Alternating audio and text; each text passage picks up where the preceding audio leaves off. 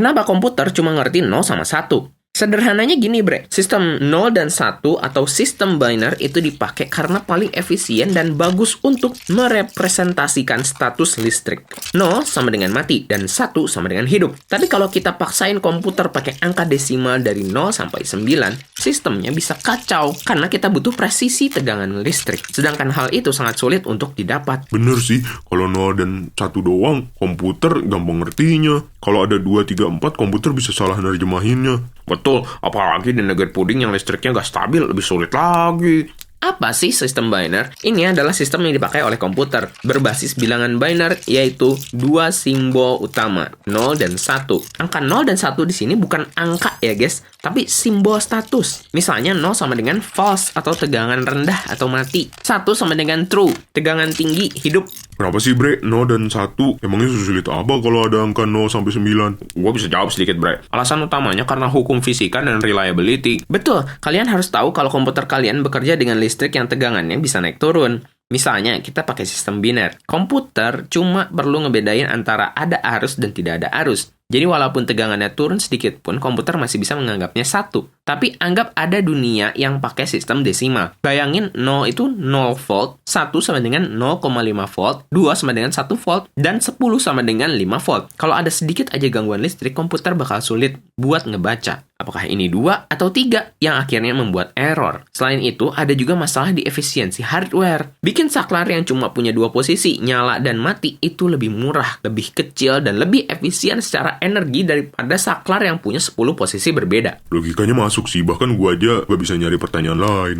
Orang yang bikin logika ini emang hebat banget, Bre. Siapa sih yang bikin? Ada 3 figur utama. Pertama, Gottfried Wilhelm Leibniz, seorang matematikawan yang pertama kali mendokumentasikan sistem biner modern. Ia melihat adanya keindahan dari logika di mana segala sesuatu bisa dijelaskan hanya dengan 2 status saja. Lalu, George Boole, orang yang menciptakan aljabar Boolean. Ia membuat sistem logika di mana operasinya hanya menghasilkan benar alias 1 dan salah alias 0, yang menjadi dasar utama logika komputer. Dan terakhir, Claude Shannon, seorang insinyur yang mengharmonisasikan logika Boolean dengan sirkuit listrik. Ia membuktikan kalau saklar listrik on dan off bisa digunakan buat menyelesaikan operasi logika matematika Boolean. Gue kagum banget, Bre, sama sistem 0 dan 1 ini. Cuma dengan 2 posisi ini aja banyak banget yang bisa dilakuin. Lu tahu nggak angka ini kalau diterjemahin jadi apa, Bre? Akarnya begitu emang jadi apa, Bre? Deretan angka itu kalau diterjemahin jadi emoji-emoji, Bre.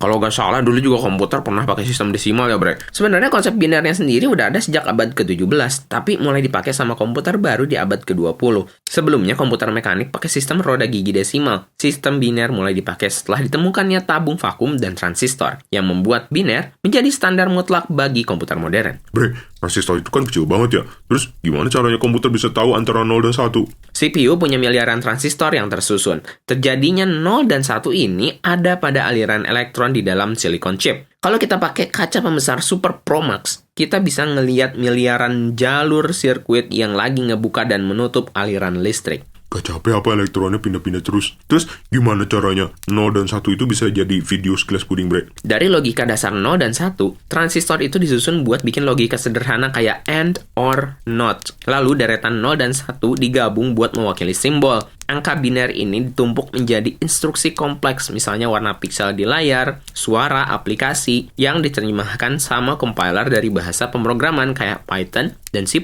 menjadi bahasa mesin. Masih gak ngerti gua. Anggap lu pengen nampilin warna almond. Komputer mah nggak tahu warna almond itu apa, cuma tahu hidup dan mati. Compiler terus nerjemahin perintah lu jadi instruksi yang detail. Setelah dapat instruksinya, komputer mengeksekusi perintah tersebut dan ngasih kita warna almond di layar monitor. Kompleks banget ya. Gimana guys, kalian udah ngerti belum? Ayo absen siapa di sini yang kerjaan yang ngoding? Tulis juga di kolom komentar topik apa lagi yang menarik buat kita bahas.